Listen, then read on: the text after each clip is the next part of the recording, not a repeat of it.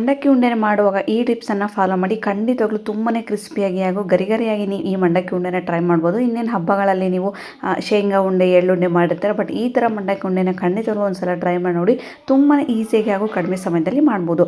ಮೊದಲಿಗೆ ನಾನು ಇಲ್ಲಿ ಒಂದು ಮಿಕ್ಸಿಂಗ್ ಬೌಲ್ಗೆ ಮಂಡಕ್ಕಿನ ಕ್ಲೀನ್ ಮಾಡ್ಕೊಂಡು 3 ಕಪ್ ಆಗೋಷ್ಟು ಮಂಡಕ್ಕಿನ ಹಾಕೊಳ್ತಾ ಇದ್ದೀನಿ. ಈಗ ಒಂದು ಪ್ಯಾನ್ಗೆ ಅದನ್ನು ಟ್ರಾನ್ಸ್ಫರ್ ಮಾಡ್ಕೊಳ್ತಾ ಇದ್ದೀನಿ. ಗ್ಯಾಸನ್ನು ಕಂಪ್ಲೀಟಾಗಿ ಲೋ ಫ್ಲೇಮಲ್ಲಿ ಇಟ್ಕೊಂಡು 4 ರಿಂದ 5 ನಿಮಿಷ ಮಂಡಕ್ಕಿನ ಚೆನ್ನಾಗಿ ಕ್ರಿಸ್ಪಿ ಆಗೋ ತನಕ ರೋಸ್ಟ್ ಮಾಡ್ಕೊಳ್ಬೇಕು. ನೋಡಿ, ಈ ಥರ ಪ್ರೆಸ್ ಮಾಡಿದೆ ಅದು ಸಡನ್ನಾಗಿ ಒಡೆದೋಗ್ಬೇಕು. ಅಷ್ಟು ಚೆನ್ನಾಗಿ ನೀವು ಮಂಡಕ್ಕಿನ ರೋಸ್ಟ್ ಮಾಡ್ಕೊಳ್ಬೇಕು. ಮೇನ್ ಟಿಪ್ಸ್ ಅಂದರೆ ಇದು ಮಂಡಕ್ಕಿನ ನೀವು ಬರೀ ಹಾಗೆ ಉಂಡೆ ಕಟ್ಟೋದು ಬೇಡ. ಈ ಥರ ರೋಸ್ಟ್ ಮಾಡ್ಕೊಂಡು ಉಂಡೆ ಕಟ್ಟೋದ್ರಿಂದ ತುಂಬಾ ಟೇಸ್ಟಿಯಾಗಿ ಮಕ್ಕಳು ಒಂದು ಬಿಡದ ಹಾಗೆ ಖಾಲಿ ಮಾಡ್ತಾರೆ, ಅಷ್ಟು ಚೆನ್ನಾಗಿ ಬರುತ್ತೆ.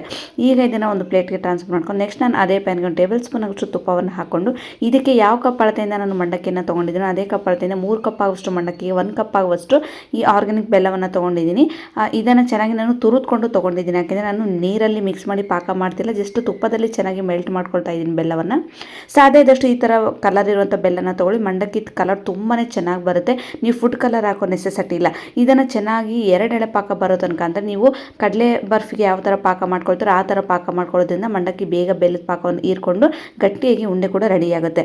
ಇದೆಲ್ಲ ಚೆನ್ನಾಗಿ ಪಾಕ ಬಂದಮೇಲೆ ಗ್ಯಾಸನ್ನು ಆಫ್ ಮಾಡ್ಕೊಂಡು ಮಂಡಕ್ಕಿ ಜೊತೆ ಇದನ್ನು ಬೆಲ್ಲದ ಪಾಕವನ್ನು ಚೆನ್ನಾಗಿ ಮಿಕ್ಸ್ ಮಾಡ್ಕೊಳ್ಬೇಕು. ಎಲ್ಲೂ ಕೂಡ ನಿಮಗೆ ಬಿಳಿ ಥರ ಮಂಡಕ್ಕಿ ಕಾಣಬಾರ್ದು. ಕಂಪ್ಲೀಟಾಗಿ ಅದು ಬೆಲ್ಲದ ಪಾಕದಲ್ಲಿ ಚೆನ್ನಾಗಿ ಮಿಕ್ಸ್ ಮಾಡಬೇಕು. ನೀವೇನಾದರೂ ಇನ್ಸ್ಟೆಂಟಾಗಿ ಯಾವುದೇ ರೀತಿ ಹೆಲ್ದಿ ಲಡ್ಡುನ ಟ್ರೈ ಮಾಡ್ಕೊಳ್ಬೇಕು ಅಂದ್ಕೊಂಡಿದ್ರೆ ಖಂಡಿತವಾಗ್ಲೂ ವೀಕೆಂಡ್ಸಲ್ಲಿ ಈ ಥರ ನೀವು ಮಂಡಕ್ಕಿ ಲಡ್ಡುನ ಒಂದು ಸಲ ಟ್ರೈ ಮಾಡಿ ನೋಡಿ. ಮಕ್ಕಳು ಒಂದು ಬಿಡದಾಗೆ ಖಾಲಿ ಮಾಡ್ತಾರೆ, ಅಷ್ಟು ಟೇಸ್ಟಾಗಿ ಗರಿಗರಿಯಾಗಿ ತುಂಬ ಕ್ರಿಸ್ಪಿಯಾಗಿ ಬರುತ್ತೆ. ಒಂದು 15 ಡೇಸ್ವರೆಗೂ ನೀವು ಸ್ಟೋರ್ ಕೂಡ ಮಾಡಿ ಇಟ್ಕೊಳ್ಬೋದು. ಇದೆಲ್ಲ ಚೆನ್ನಾಗಿ ಮಿಕ್ಸ್ ಮಾಡ್ಕೊಂಡಾದ್ಮೇಲೆ ಈಗ ನಮಗೆ ಬೇಕಾದಂಥ ಸೈಜಲ್ಲಿ ನಾನು ಉಂಡೆ ಕೂಡ ಮಾಡ್ಕೊಳ್ತಾ ಇದ್ದೀನಿ.